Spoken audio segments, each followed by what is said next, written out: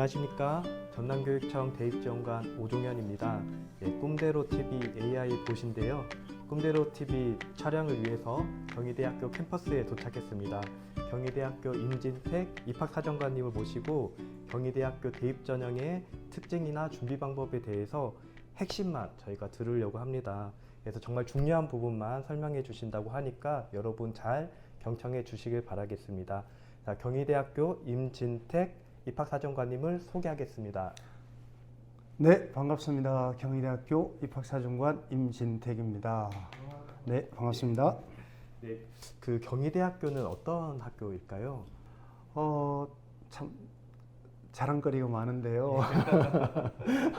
짧게 좀 소개해드리면 일단 좋은 환경, 아마 오늘 다 오시면서 보셨겠지만 경희대 하면 캠퍼스가 아름다운 대학 이렇게 얘기를 많이 하는데요. 그래서 저는 좋은 환경에 좋은 인성을 만든다 이런 생각들을 가지기 때문에 경희대가 갖는 가장 큰 장점 중에 하나는 역시 아름다운 캠퍼스를 저는 일단 꼽을 수밖에 없을 것 같고요.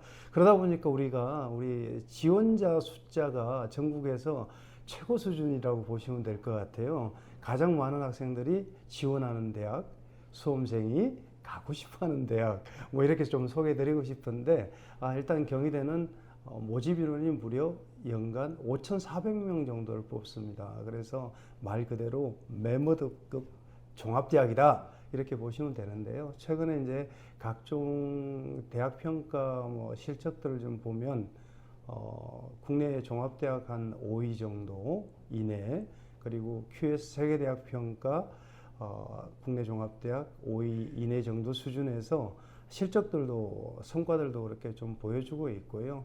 그런 부분보다는 경희대가 갖는 고유의 교육 철학인 후마니타스 칼리지라고 하는 이 근본 철학, 그러니까 이론과 실천을 겸비하는 대학, 이런 대학으로 이제 경희대가 학문과 평화의 전당으로 발전시키고자 하는 그런 교육 철학이 탄탄한 대학이다 이렇게 말씀드리고 싶습니다. 2023학년도 경희대학교 대입전형별 특징에 대해서 좀 설명해 주실 수 있을까요? 네, 2023학년도는 대입제도 개편이 좀 폭이 컸습니다. 왜냐하면 잘 아시는 대로 교육부 대입에 정책적인 대입제도 변화가 있었고요. 그런 내용들을 좀 충실히 반영하다 보니까 수능 40% 준수, 그리고 학교장 추천 전형 10% 권장, 또 대학별고사 축소, 이런 어떤 여러 가지 제안들이 정부 정책에 있었기 때문에 그런 내용들을 충실하게 좀 반영하려고 했고요. 그 과정 속에 경희대 이제 새로운 특징이 만들어지는데 2023학년도에 학교장 추천 전형을 지역균형 전형으로 이름을 바꿉니다. 그래서 전국에서 학생을 고르게 뽑자라는 그런 취지를 대학이 담으려고 했습니다. 그런데 일반적으로 우리가 아는 교과 전형은 교과 100으로 선발하지만 경희대학교가 뽑는 지역균형 전형은 교과 70에 교과 종합평가라는 새로운 제도를 도입을 합니다. 교과 학습 발달 사항만 가지고 종합평가를 하는데 대학이 왜 이 제도를 도입했을까? 대학 입장에서는 학교 수업을 충실하게 하는 학생들을 뽑고 싶다. 거기에 대한 선언이다 이렇게 보셔도 될 것 같아요. 그래서 저희가 크게 이제 보고자 하는 요소는 교과 이수 충실도, 학업 수행 충실도 이렇게 이름을 붙였는데요. 좀 거창하죠.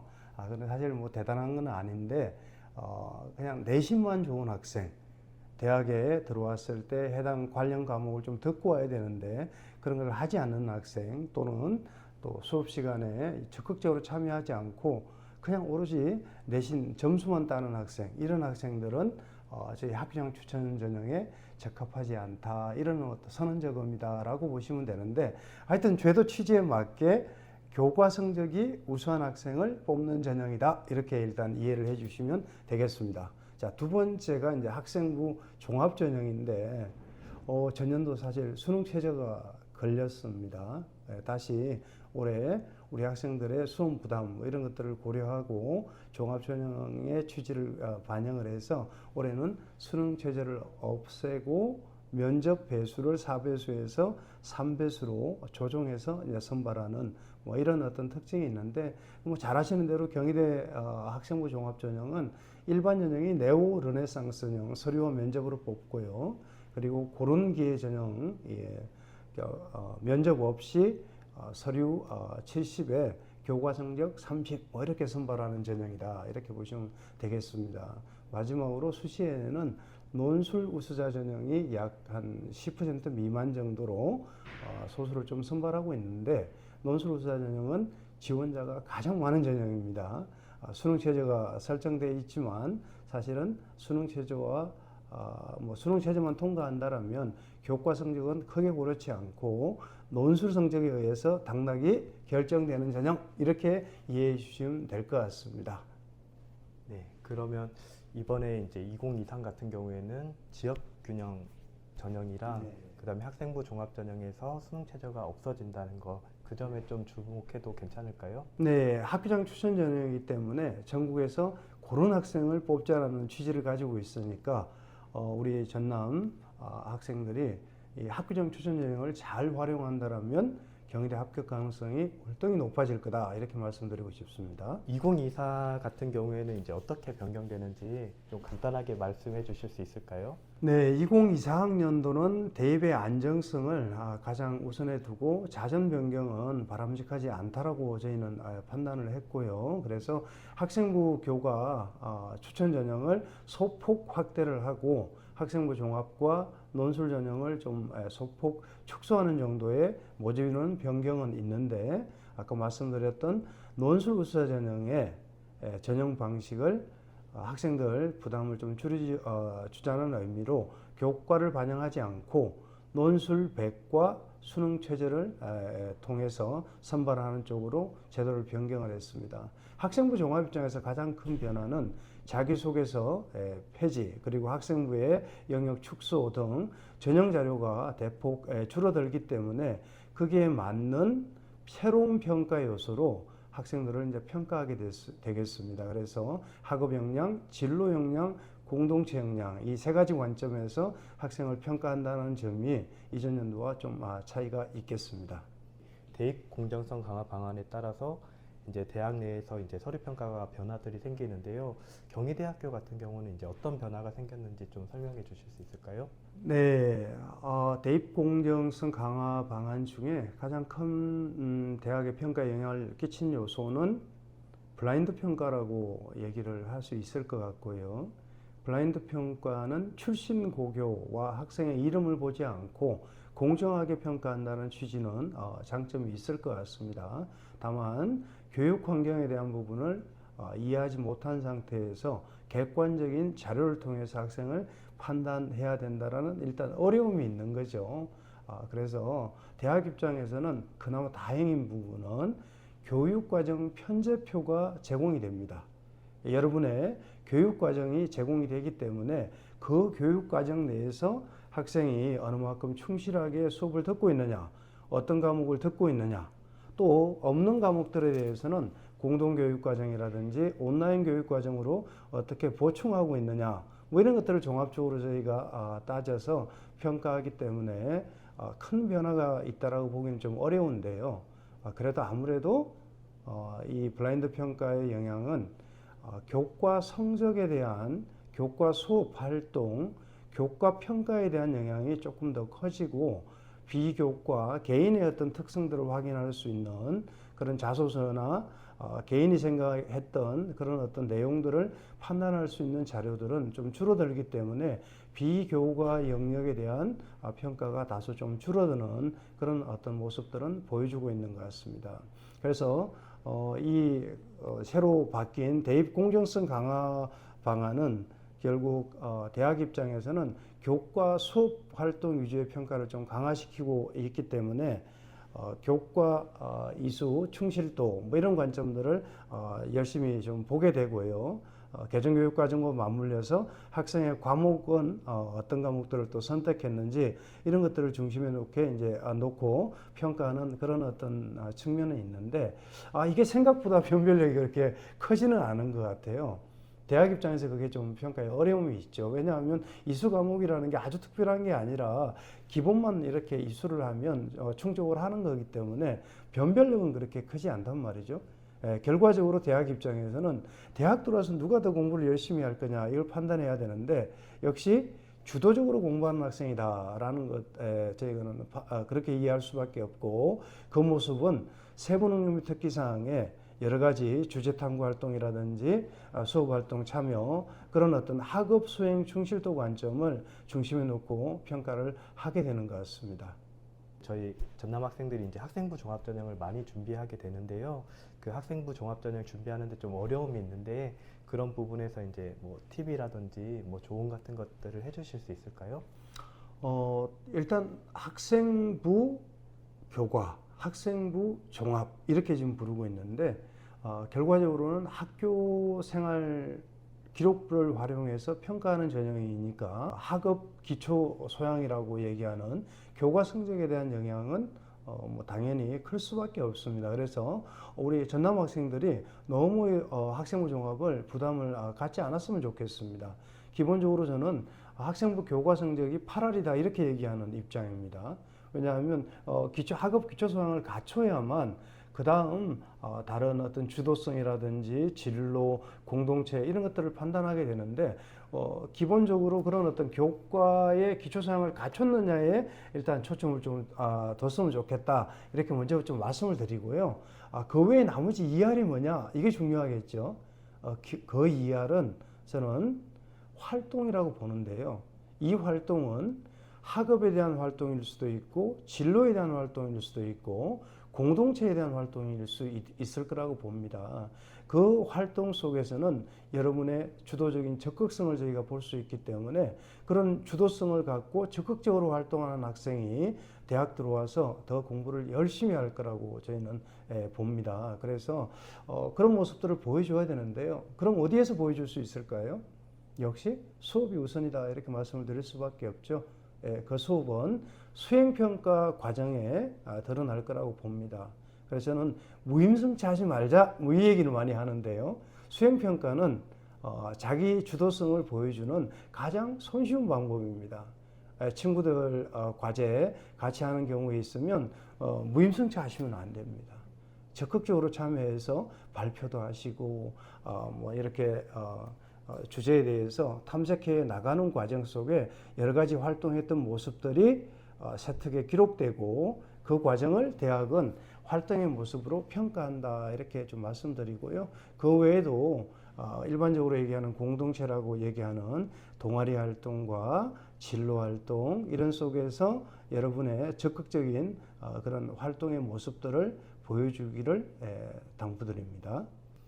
네, 그리고 다음 질문은 이제 선생님들께서 굉장히 궁금해하시는 네. 질문인데요.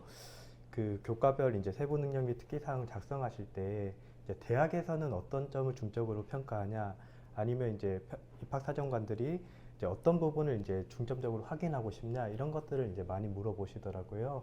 그 부분에 대해서 조금 얘기해 주실 수 있을까요? 네, 대입에서 세부 능력 및 특기사항이 중요하다는 얘기를 많이 들으셨을 겁니다. 그러다 보니까 어떻게 기록해야 되느냐를 입학사정관들한테 많이 질문하시죠. 오늘 그에 대한 얘기를 좀 나눠보고 싶은데요. 대학의 관심은 수업 자체라기보다 학생입니다. 결국 세부 능력 및 특기사항에 학생의 특성 이런 모습들이 잘 드러나면 사정관들은 당연히 학생을 잘 알 수 있겠죠. 그럼 학생을 저희가 어떻게 잘 확인할 수 있느냐라고 생각해 보시면 그 교과별 핵심 역량이 있잖아요. 교과별 핵심 역량대로 기록하면 그 속에는 학업도 있고 진로도 있고 공동체에 대한 그런 역량들도 다 포함될 거라고 봅니다. 그래서 교과별 그런 어떤 성취 기준에 따른 핵심 역량을 좀 기록해 달라 이렇게 좀 말씀을 또 드리고 또 하나는 수업 태도와 참여 과정 또 학생의 성장 뭐 이런 부분들도 좀 기록해 주시면 요즘 추천서가 없잖아요. 그죠? 그래서 교과별 추천서 성격이 되기 때문에 이런 내용들도 좀 평가가 될 것 같습니다. 그런데 요즘 세특을 읽다 보면 영어 세특에 과학 관련 얘기를 이렇게 써주시기도 하고요.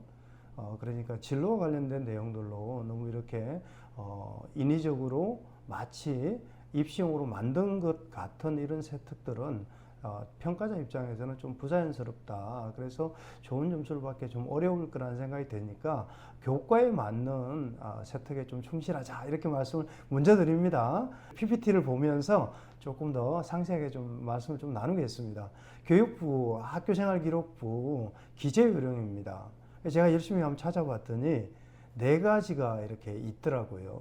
그 내용을 쭉 한번 검토해 보시면 이 내용들은 성취 기준에 따른 성취 수준의 특성과 학생 활동 참여도 뭐 이런 것들을 기록한다라고 되어 있습니다.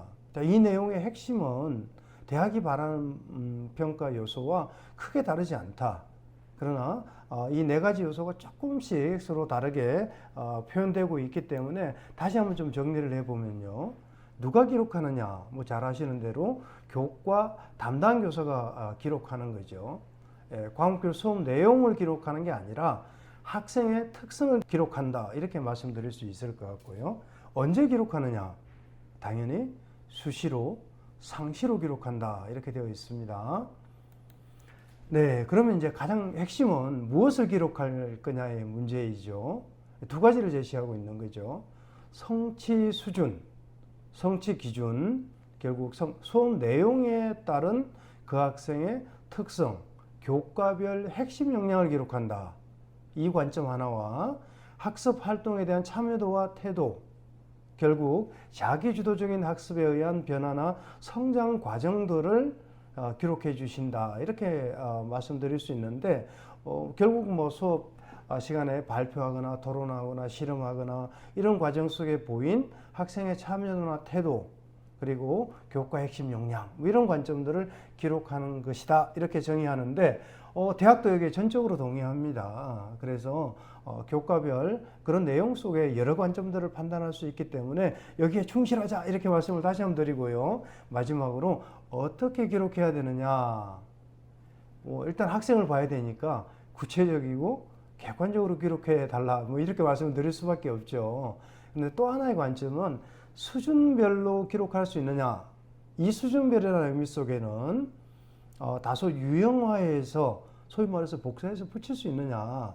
뭐 이런 관점으로 생각해 볼 수도 있는데 이 수준별 속에는 학생의 특성이 탁월한 학생과 우수한 학생, 보통인 학생들을 쓰는 적절한 표현들로 이렇게 유형화할 수는 있을 거라고 봅니다. 그래서 모두 달라야 되는 건 아니지만 있는 그대로를 허위나 복사해서 붙이는 수준으로 내용들을 옮겨 쓰는 것에 대해서는 당연히 하시면 안 되겠죠. 이상을 좀 정리해 보면 세부능력 특기사항의 기록은 수업 자체라기보다는 학생에 대한 관점으로 기록해 달라 이렇게 말씀을 드리고 싶고요.